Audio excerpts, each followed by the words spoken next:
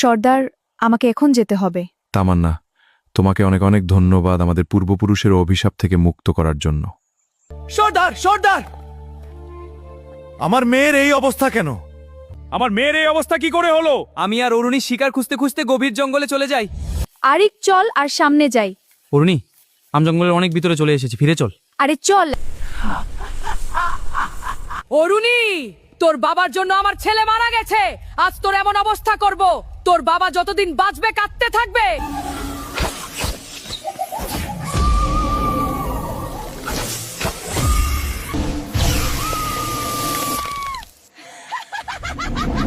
ওই ডাইনির নাম হেলেন। আমরা যে দানবকে মেরেছিলাম ও ছিল তার ছেলে। অরুণীকে বাঁচানোর কি কোনো উপায় নেই? আছে, কিন্তু সে অনেক কঠিন পথ। বাবা, উপায় থাকলে বলুন। বাবা, আমার মেয়েকে বাঁচান। অরুণীকে বাঁচাতে হলে হেলেনকে শেষ করে তার মাথা নিয়ে আসতে হবে। তামান্না, দয়া করে আমার মেয়েকে বাঁচাও। তুমি পারবে হেলেনকে হারাতে।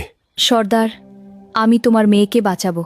বাবা, হেলেনকে হারানোর কোনো উপায় কি আছে? আছে, দক্ষিণের অভিশপ্ত জঙ্গল পেরিয়ে তুমি একটি রহস্যময় বড় পুকুর পাবে। সেই পুকুরের গভীরে লুকিয়ে আছে হেলেনকে ধ্বংস করা শক্তিশালী হাতিয়ার। তামান্না, হেলেন অন্ধকার জাদুর রানী। ওর এলাকায় গেলে মৃত্যু তোমার পিছু ছাড়বে না। সাবধানে যেও মা। আমি সব বিপদ পেরিয়ে হেলেনের মাথা নিয়ে আসব। যেভাবেই হোক আমাকে দ্রুত সেই পুকুরের কাছে পৌঁছাতে হবে। তুমি কে? আমার পথ থেকে সরে দাঁড়াও।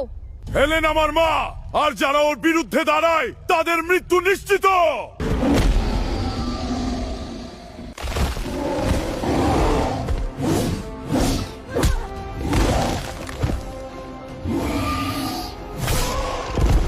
বন্ধুরা, ভিডিও ভালো লাগলে লাইক করে দাও আর পার্ট 4 দেখতে হলে কমেন্ট করে জানাও।